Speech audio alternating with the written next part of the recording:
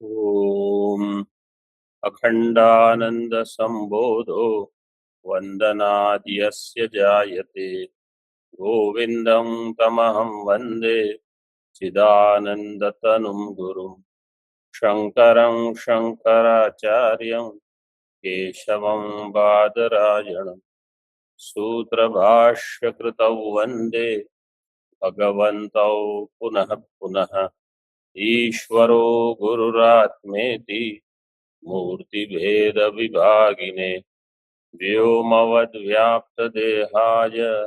दक्षिणामूर्तये नमः। ओम शांति शांति शांति। 481 श्लोक हम देख रहे थे, पृष्ठ क्रमांक 122। इसमें पूर्व श्लोक में 480 में कहा, प्रश्न था कि आत्मा और अनात्मा में सादृश्य तो नहीं है, तो अध्यास कैसे होगा? क्योंकि अध्यास के लिए सादृश्य की अपेक्षा है। तो सिद्धांति ने कहा कि आत्मा अनात्मा अध्यास में सादृश्य नहीं है, लेकिन हर अध्यास सादृश्य की अपेक्षा नहीं करता है। दृष्टांत दिया, अयम शंखः पीतः, ये शंख पीत है, तो वहां सादृश्य की अपेक्षा नहीं है। फिर उसका स्पष्टीकरण किया, सोपाधिक निरुपाधिक ब्रह्म भेद है, इस प्रकार से। तो 481 श्लोक में कहा कि निरुपाधि भ्रमेषु अस्मिन एव अपेक्षा नैवापेक्षा दृश्यते। निरुपाधि भ्रम में ये अपेक्षा नहीं है। सोपादिषु एव तद दृष्टम, सोपाधिक भ्रम में ये अपेक्षा है। और उसका दृष्टांत दिया रज्जु सर्प भ्रमादिषु। तो रज्जु सर्प का जो दृष्टांत है उसको यहाँ सोपाधिक लिया है, लेकिन रत्न प्रभा में पता नहीं आप लोगों ने किसी ने देखा कि नहीं, रत्न प्रभा में रज्जु सर्प का जो दृष्टांत है उसको निरुपाधिक दृष्टांत बताया। और एकश चंद्र सद्वितीयवत, ये जो भाष्य की पंक्ति है उसको निरुपाधिक, ये उसको सोपाधिक कहा। एकश चंद्र सद्वितीय उसको सोपाधिक कहा, और रज्जु सर्प वहां शुक्ति रजत का दृष्टांत है, उसको निरुपाधिक कहा है। तो भामतीकार ने यहाँ इस प्रसंग में सोपाधिक निरुपाधिक ये विभाग नहीं किया है। तो अभी यहाँ पंक्ति अगर हमको लगानी है तो अर्थ तो ऐसे होगा कि आत्मा अनात्मा में जो अध्यास है वो निरुपाधिक है। निरुपाधिक होने से सादृश्य की अपेक्षा नहीं रखता, और रज्जु सर्प में सादृश्य है। इसी प्रकार शुक्ति रजत में सादृश्य है, वो तो हम मानते ही है, स्वीकार करते। तो चूंकि वहां सादृश्य है, तो सादृश्य वही होगा जहां, जैसे 480 में बताया, अनात्मनि आत्मता अध्यासे न सादृश्यम अपेक्षते। तो जहां सादृश्य है वो सोपाधि होगा, जहां सादृश्य नहीं है और अध्यास हो रहा है वो निरुपाधिक होगा। तो ये दो 80-81 श्लोक को मिलाकर इतना स्पष्ट हो जाएगा कि आत्मा इस ग्रंथ का मतलब, इस ग्रंथ के अनुसार आत्मा अनात्मा में निरुपाधिक भ्रम है। वो रत्न प्रभाकार भी मानते हैं, न्याय निर्णयकार वगैरह सब मानते हैं। और पीतः शंखः, इसमें सादृश्य नहीं है। एक चंद्र द्वितीय सद्वितीयवत, वहां भी सादृश्य नहीं है, फिर भी अध्यास होता है। और यहाँ कह दिया कि सोपाधिषु एवं तदृष्टम, सादृश्य, तद से लेना है सादृश्य। सोपाधिक भ्रम में सादृश्य है, जैसे रज्जु सर्प में सादृश्य है तो वो सोपाधिक माना जाएगा। तो प्रक्रिया में थोड़ा भेद है। मेरा इतना विस्तार करने का प्रयोजन ये है कि अगर आप उसको फिर से देखोगे तो आपको अगर प्रश्न होगा कि यहाँ ऐसे क्यों है, वहां वैसे क्यों है, तो अविद्या को भी उपाधि मान ही सकते हो आप। तो फिर सभी भ्रम सोपाधिक हो जाएंगे, लेकिन ये आपत्ति होगी। तो इसलिए यहाँ ग्रंथकार जो कहते हैं इसके अनुसार रज्जु सर्प में सादृश्य है, सादृश्य की अपेक्षा अध्यास में तभी है अगर वो सोपाधिक भ्रम। सुक्ति रजत में सादृश्य नहीं है, वहां अध्यास की अपेक्षा भी, सुक्ति रजत में अध्यास है लेकिन उपाधि वहां भी सादृश्य है तो उसको भी सोपाधिक कहेंगे। आत्मा अनात्मा में निरुपाधिक है, और पीता शंख एकश चंद्र सद्वितीयवत ये सारे निरुपाधिक के दृष्टांत माने जाए। रज्जु सर्प इस ग्रंथ के अनुसार सोपाधिक है क्योंकि वहां सादृश्य है। आचार्य ने कहा कि सादृश्य की अपेक्षा वही है जहां भ्रम सोपाधिक हो, यहाँ वैसा नहीं।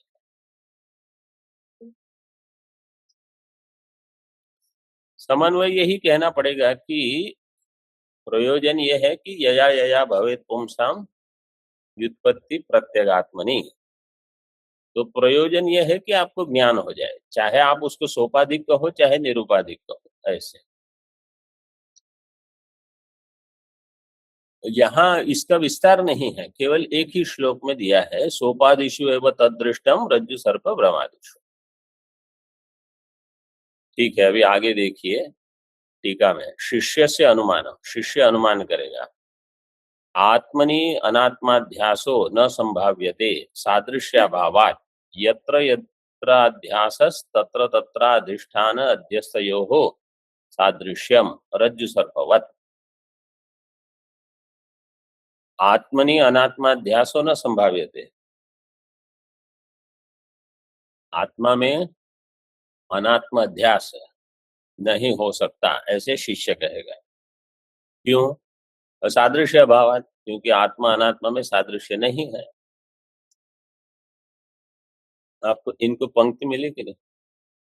हाँ मिले। यत्र यत्र अध्यास, जहां जहां अध्यास होगा वहां अधिष्ठान अध्यस्त का सादृश्य अपेक्षित है। तत्र तत्र अधिष्ठान अध्यस्तयो हो सादृश्य। जैसे रज्जु सर्पवत, रज्जु सर्प में सादृश्य है, व्याप्ति यहाँ दे दी है पहले से, जहां जहां अध्यास होगा वहां सादृश्य होगा। परंतु आगे देखिए टीका में, एतत् सोपाधिक भ्रमेषु एवं दृष्टम न तो निरुपाधिकेषु। ये सोपाधिक भ्रम में ही सादृश्य की अपेक्षा है, निरुपाधिक भ्रम में सादृश्य की अपेक्षा नहीं है इस ग्रंथ के अनुसार। रज्जौ सर्प भ्रम तथा शुक्तौ रजत भ्रम सोपाधिक भ्रमस्य दृष्टान्तौ तत्र सादृश्यम अपेक्षितम्। रज्जु में सर्प भ्रम, शुक्ति में रजत भ्रम, ये सारे सोपाधिक भ्रम के दृष्टांत हैं, वहां सादृश्य की अपेक्षा है। यथा आत्मनि अहंकार अध्यास तथा ब्रह्मणि जगद अध्यासो निरुपाधिक भ्रम, शंखे पीतत्व भ्रमो न सादृश्यम अपेक्षित। आत्मा में अहंकार का अध्यास अथवा ब्रह्म में जगत का अध्यास, ब्रह्म और जगत में भी कोई सादृश्य नहीं है, फिर भी अध्यास हो जाता है। तो त्वम पद के लिए आत्मा अहंकार अध्यास, तत्पद के लिए ब्रह्म जगत अध्यास।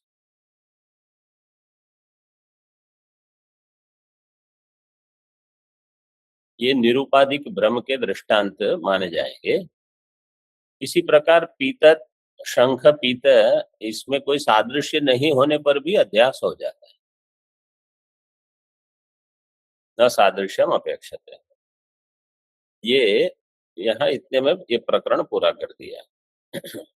आगे सिद्धांति बताएंगे कि वहां कुछ सादृश्य है अगले श्लोक। इसके पहले यहाँ एक विचार है, अभी इसको थोड़ा आप पुस्तक में कम देखना, जो पढ़ाता हूं उसको पहले ज्यादा सुन, ये थोड़ा कठिन है। इसमें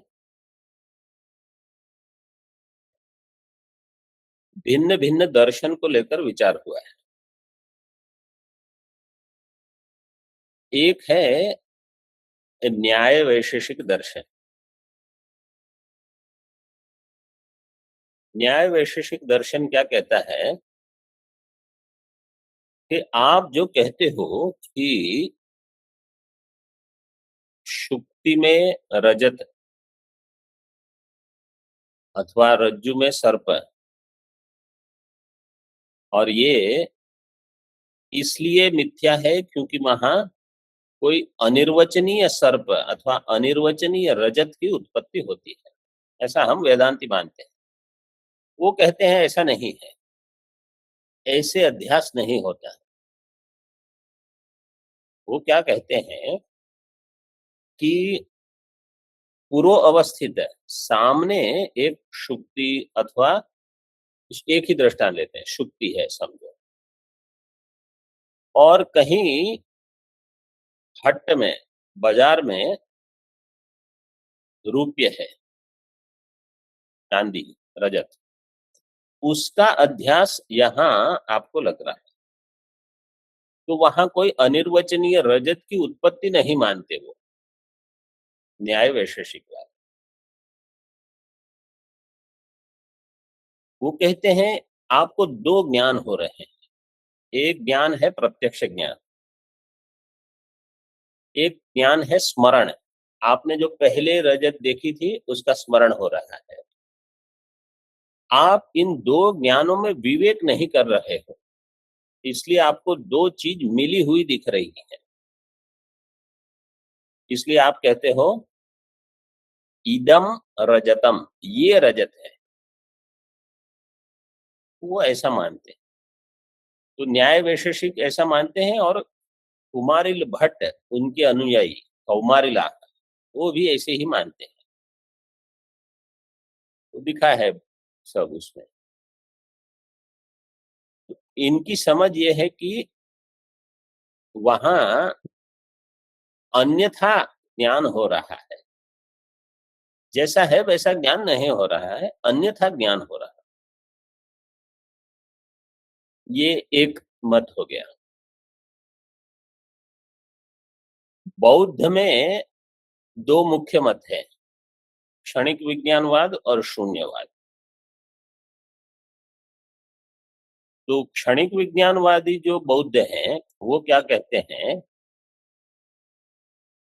कि वास्तव में सामने रजत नहीं है, रजत आपकी बुद्धि में है, सब कुछ बुद्धि का ही परिणाम है उनके लिए।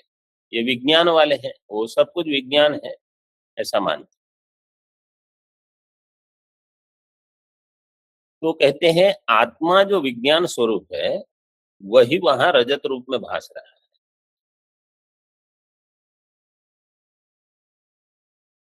वो ऐसा कहते हैं, और इसलिए वास्तव में सामने नहीं है वो बुद्धि में, इसलिए वो मिथ्या है। वो ऐसा कहेंगे। जो शून्यवादी बौद्ध हैं वो क्या कहते हैं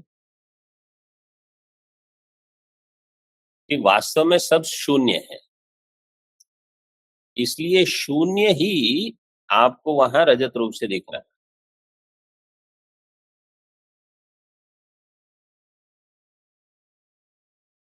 इसलिए वो मिथ्या है।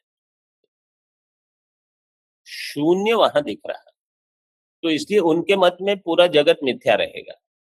क्षणिक विज्ञान के मत में भी पूरा जगत मिथ्या रहेगा। क्यों? क्योंकि वो कहते हैं आत्मा विज्ञान स्वरूप है, अगर आपको घट दिख रहा है, पट दिख रहा है, वो सब मिथ्या है, क्योंकि वास्तव में वहां कुछ नहीं है विज्ञान को छोड़ के। समस्त जगत विज्ञान का, क्षणिक विज्ञान का विवर्त है।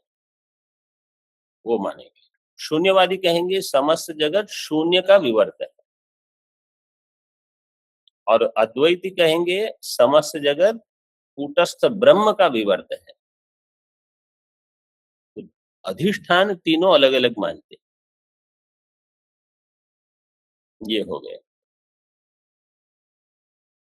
एक है मीमांसक के एक विशेष, वो है प्राभाकर। वो जैसे कुमारिल भट्ट मानते हैं ऐसे नहीं मानते। वो कहते हैं वास्तव में कोई भ्रम ही नहीं है।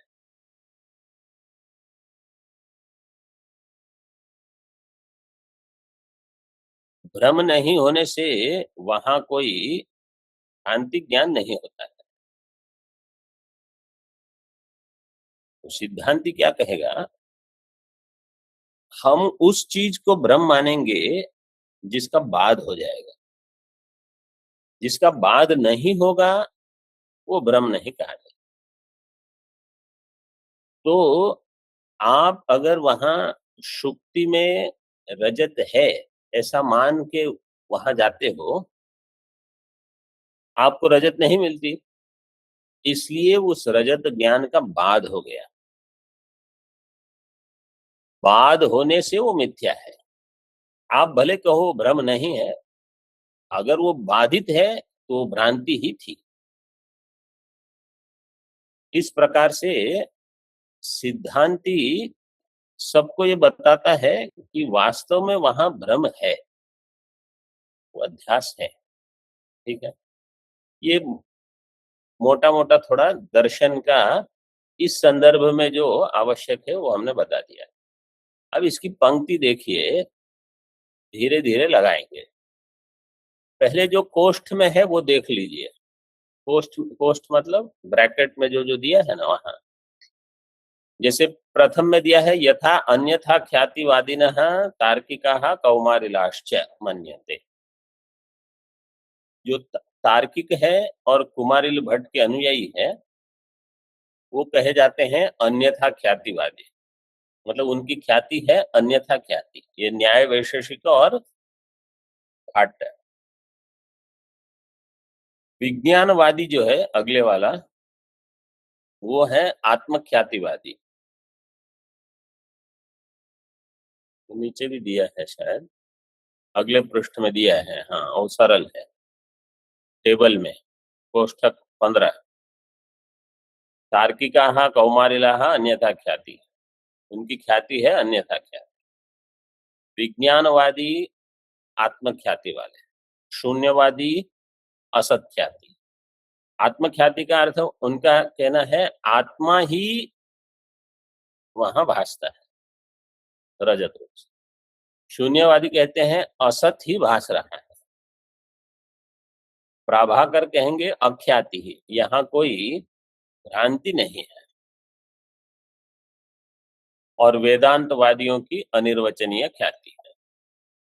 ये किसी को ये ख्याति का श्लोक, आप रुकिए, ऑनलाइन वाले बताएंगे। किसी को ख्याति का श्लोक कंठस्थ है?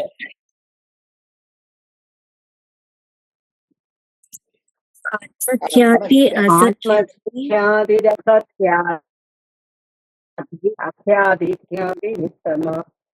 तथा निर्वचनीय ख्याति इत्येतत् ख्याति पंचकम। इसमें थोड़ी गलती है। हाँ, और कोई बोलेंगे? आत्मख्याति रसख्याति अख्याति ख्याति अन्यथा तथा निर्वचन ख्याति इत्येतत् ख्याति पंचकम।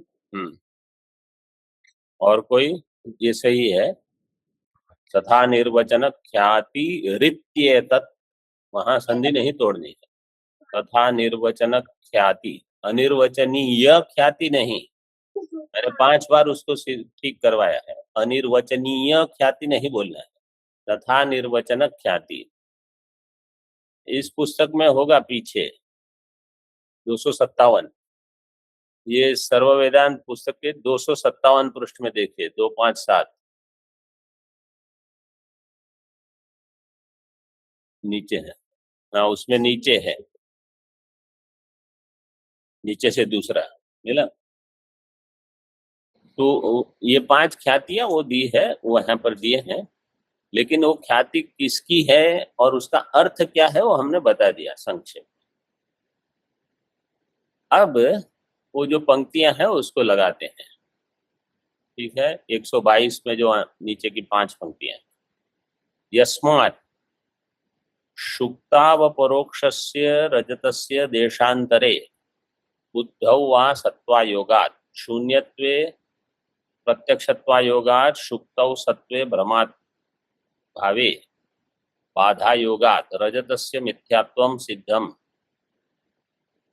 इतना देखते हैं। यस्मात् शुक्तौ अपरोक्षस्य, शुक्ति अपरोक्ष है, मतलब क्योंकि इंद्रिय प्रत्यक्ष है, शुक्ति का दर्शन सामने ही हो रहा। ठीक है, जो अपरोक्ष शुक्ति है उसका मतलब उस शुक्ति में, शुक्तौ सप्तमी दिया है अधिकरण, उस शुक्ति में जो देशांतर रजत आप बोल रहे हो, अन्य देश में हट्टस्थ रजत, वो इस शुक्ति में नहीं है। इस शुक्ति में वह रजत नहीं है, इसलिए वाक्य देखो कैसे हो जाएगा। शुक्तौ अपरोक्षस्य, अपरोक्षस्य शुक्तौ, शुक्तौ अपरोक्षस्य रजतस्य, जो कि देशांतर में है। देशांतर रजत अपरोक्ष शुक्ति में नहीं है, इसलिए सत्वायोगात् मिथ्यात्व। आगे वाक्य ऐसे पढ़ना है, शुक्तौ अपरोक्षस्य रजतस्य बुद्धौ वा सत्वायोगात् मिथ्यात्व।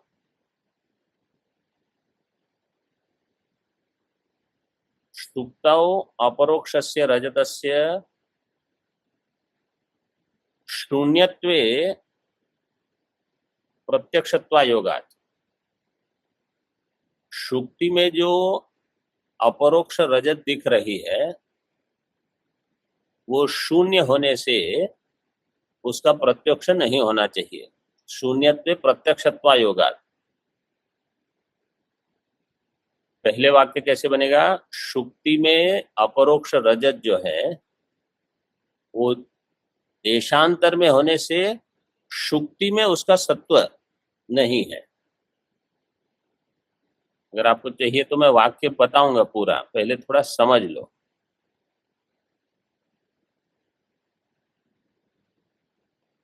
शुक्ति में अपरोक्ष रजत अगर वो देशांतर में है तो शुक्ति में नहीं हो सकती। देशांतरे सती शुक्तौ सत्व अयोगात्, तो शुक्ति में उसका सत्व नहीं होगा, इसलिए वो मिथ्या है। शुक्ति में जो आपको अपरोक्ष रजत दिख रही है वो अगर बुद्धि में है, बुद्धि में है ये कौन कहेगा,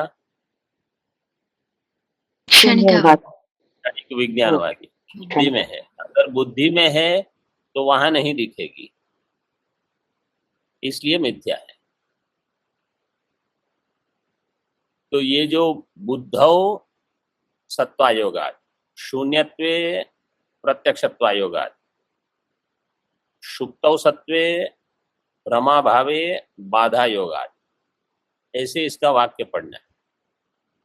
देशांतरे सत्वायोगात्, देशांतरे सती, अगर वो देशांतर में है तो शुक्ति में नहीं है, बुद्धि में है तो शुक्ति में नहीं है, और अगर वो शून्य है तो उसका प्रत्यक्ष नहीं होगा।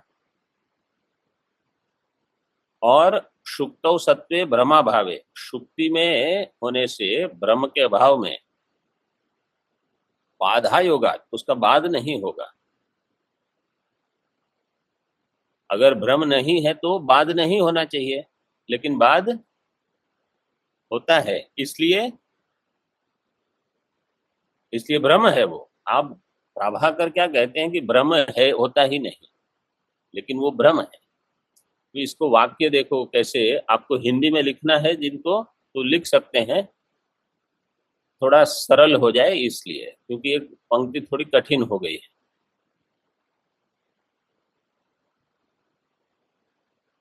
सुक्ति में अपरोक्ष रजत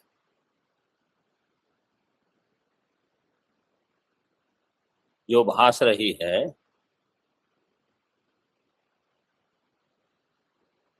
वह अगर देशांतर में हो,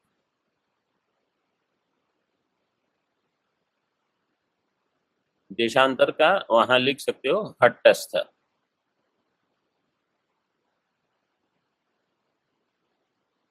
तो शुक्ति में उसका भान नहीं होगा, वो है सत्वा योगात। शुक्तौ सत्वा योगात का अर्थ ये है, शुक्ति में उसका भान नहीं होगा। शुक्ति में भान क्यों नहीं होगा? क्योंकि वो मार्केट में है, इसलिए मिथ्या है। आगे शुक्ति में अगर अपरोक्ष रजत का भान हो रहा है और वह रजत बुद्धि में है,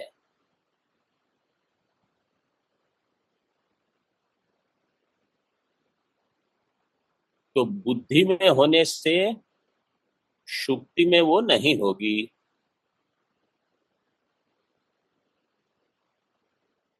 बुद्धि में होने से शुक्ति में नहीं होगी, इसलिए मिथ्या है।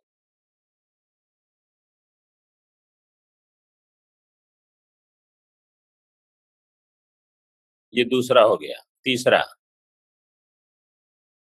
शुक्ति में अपरोक्ष रजत अगर शून्य है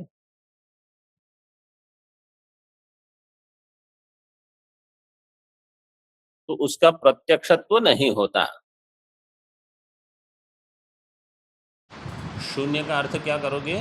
जैसे शशविषाण, वंध्यापुत्र, इनका प्रत्यक्ष होता है? नहीं होता, तो इसका प्रत्यक्ष नहीं होता, लेकिन होता है इसलिए मिथ्या है,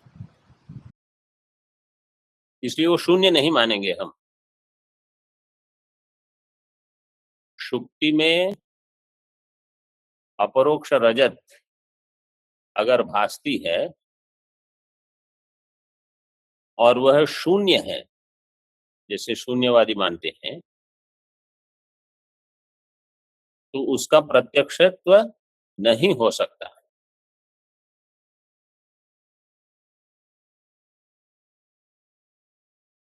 लेकिन हमको लगता है कि वो प्रत्यक्ष है, क्योंकि व्यक्ति जो कहता है वहां रजत है वो दौड़ता है, ये उसका प्रमाण हो जाएगा कि इसलिए आप मानते हो कि वो सामने है।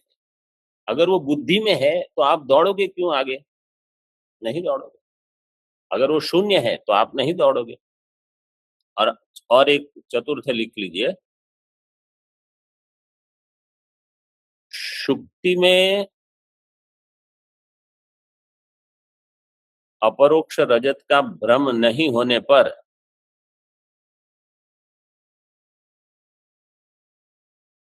अपरोक्ष रजत का भ्रम नहीं होने पर बाध नहीं होता।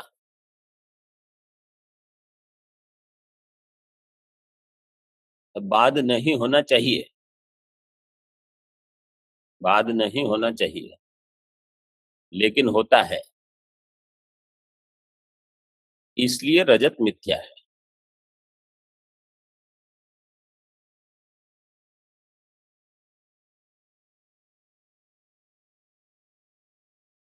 ठीक है, ये चार बिंदु बता दिए, तो चार अलग अलग दर्शन वेदांत को छोड़ के।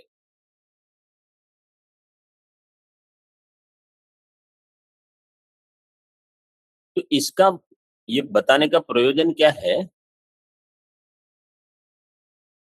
कि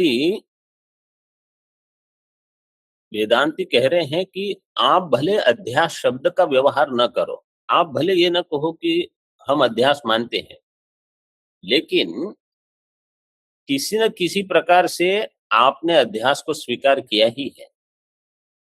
जैसे वो आगे दिया है वाक्य में, परत्र परावभासः इति सर्वतंत्र सिद्धांत लक्षणम अपि अविरुद्धम, ये भाष्य में दिया है, वही पंक्ति लगी। परत्र परावभासः, अन्य में अन्य का अवभास, ये जो लक्षण, इतना लक्षण सर्वतंत्र सिद्धांत लक्षण। सिद्धांति ने अध्यास का लक्षण क्या किया? स्मृतिरूपः परत्र पूर्वदृष्टावभास, इसमें से स्मृति रूप छोड़ दीजिए समझो, और परत्र पूर्व दृष्ट को छोड़ दीजिए, परत्र और परावभास, इतना लक्षण सभी लोग स्वीकार कर लेंगे, मतलब सभी लोग अध्यास मानते हैं। तो सिद्धांति ने क्या कह दिया है इतना बताकर कि आप सभी लोग अध्यास मानते हैं, भले जैसे हम व्याख्या करते हैं ऐसे नहीं करते, लेकिन आप सभी अपनी तरह एक में अन्य का आरोप स्वीकार करते हो। इसी प्रकार आत्मा में अहंकार में आत्मा का अध्यास होता है, ब्रह्म में जगत का, जगत में ब्रह्म का अध्यास होता है।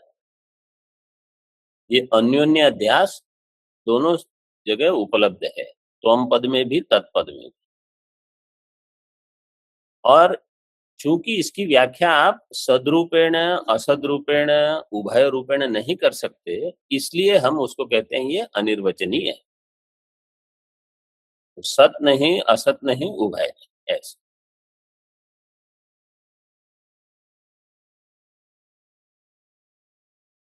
अब कोष्ठ देखिए फिर से, तार्किका, ये दार्शनिक है, पहली जो कॉलम है उसमें तो तार्किक से न्याय वैशेषिक है, और कौमारिला ये अन्यथा ख्यातिवादी वाले हैं।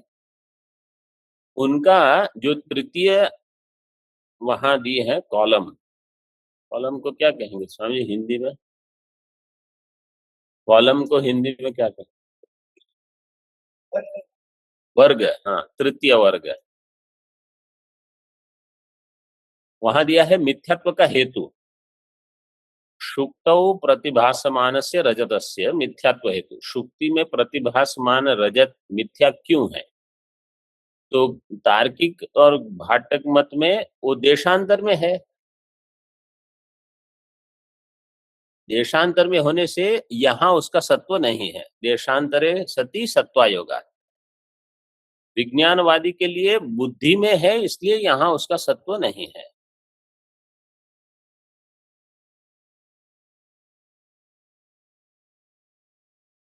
शून्यवादी के लिए वो शून्य है तो इसका प्रत्यक्ष नहीं होगा, जो शून्य है उसका प्रत्यक्ष नहीं है, तो शून्यत्व प्रत्यक्षत्व होगा। और प्राभाकर के मत में शुक्तौ सत्वे, अगर शुक्ति में है तो भ्रम नहीं होगा, अगर भ्रम नहीं है तो उसका बाद नहीं होना चाहिए, बाद अयोगात, लेकिन उसका बाद हो जाता है, इसलिए मिथ्या है।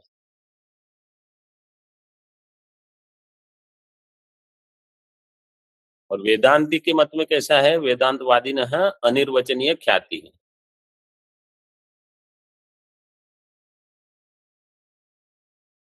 तो कहते हैं प्रतीयमानत्वे अपि बाधितत्वात् न असत न सत नापि उभयम, नासन नासन नापि उभयम शुक्ति रजतम अनिर्वचनीय। तो अनिर्वचनीय क्या हमारा लक्षण क्या है? प्रतीयमानत्वे अपि बाधितत्व, प्रतीयमान है लेकिन बाधित है, इसलिए वो अनिर्वचनीय है।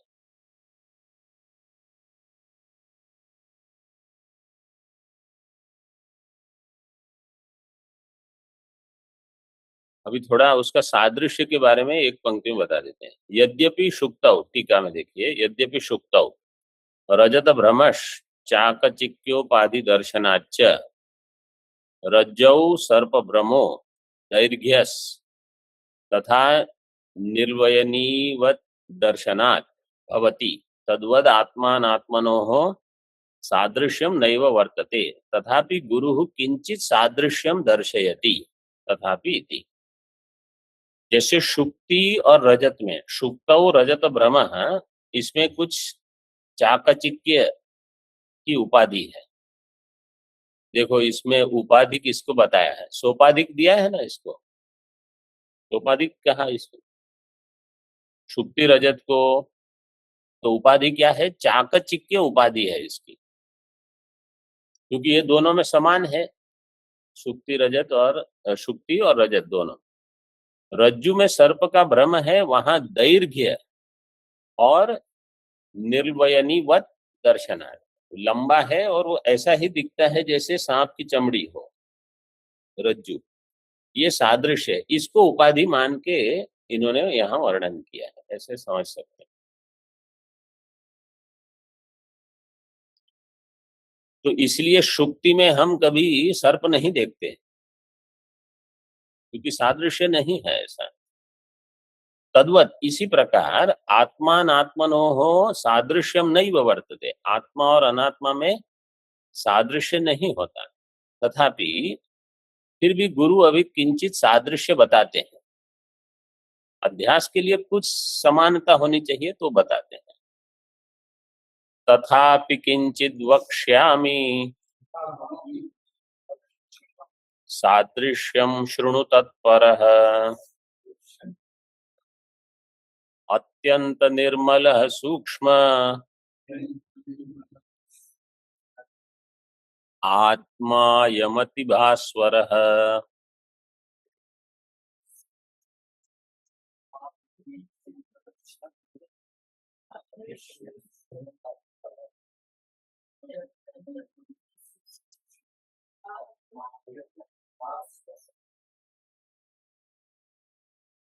तथापि गुरु कहते हैं किंचित सादृश्यम वक्ष्यामि, तत्परः शृणु, तत्परः शिष्य के लिए, तत्पर हे तत्परः मतलब तदेव परः यस्य सह तत्परः, सावधान, ऐसे सावधान होकर सुनो। क्या है, अगले श्लोक के साथ इसका अन्वय होगा। बुद्धिस्तथैव सत्त्वात्मा सा भासा भास्वरामला सान्निध्यादात्मवद् भाति सूर्यवत् स्फटिको यथा।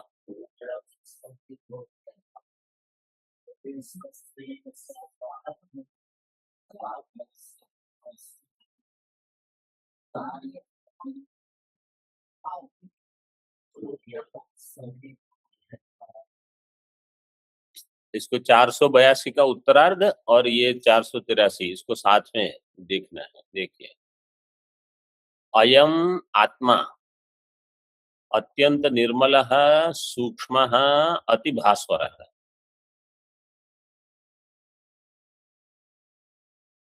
तथैव बुद्धिः सत्वात्मा साभासा भास्वरा अमला सान्निध्यात् आत्मवद् भाति यथा स्फटिको सूर्यवत्। आत्मा कैसा है, अत्यंत निर्मल है, बिल्कुल विशुद्ध है, सूक्ष्म है और अति भास्वर है। अति भास्वर चैतन्य स्वरूप है, चैतन्य मात्र है, भास्वर से कोई अन्य कल्पना मत करना। हाँ, भास्वर है, क्या सूत्र है, वरच प्रत्यय, स्थेष भास पिशकसो वरच, तो जैसे स्थावर शब्द बनेगा, स्थावर, ईश्वर, भास्वर, ये सब इसी सूत्र से बनते हैं। स्थेष भास पिशकसो वरच, तो आत्मा है अति भास्वर।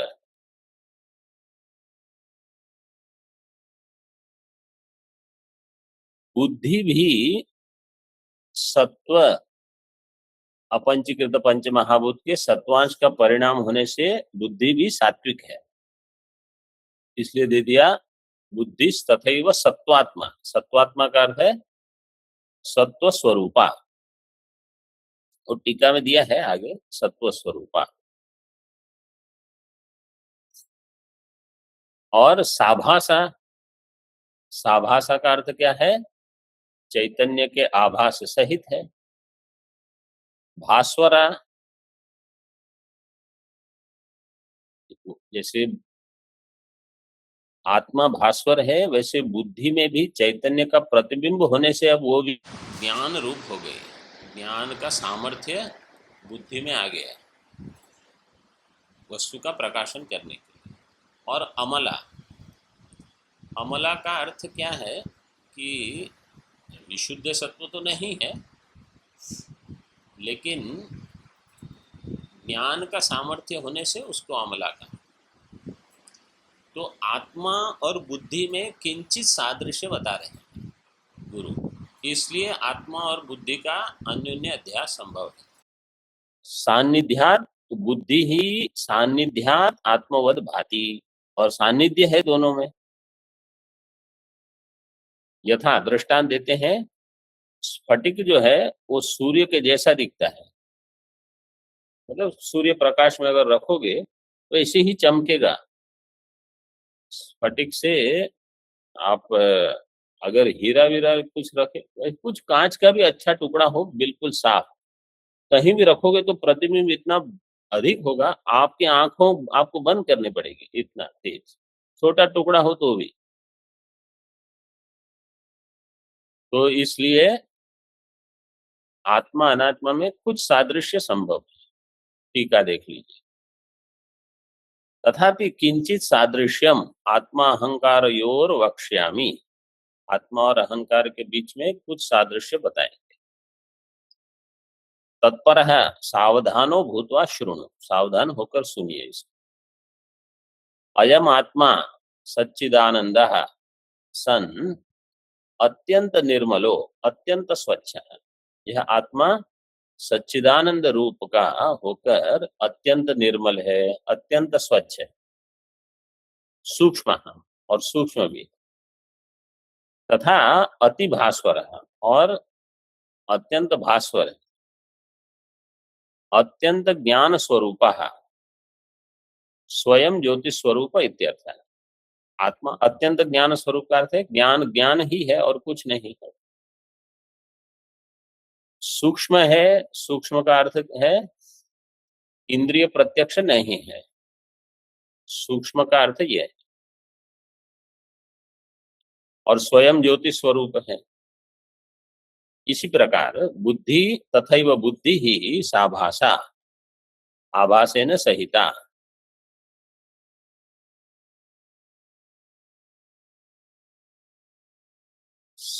साभासा में क्या सूत्र लगेगा? तेन सहेति तुल्य योगे तत्वात्मा सत्वोपादानत्वात् सत्वस्वरूपा।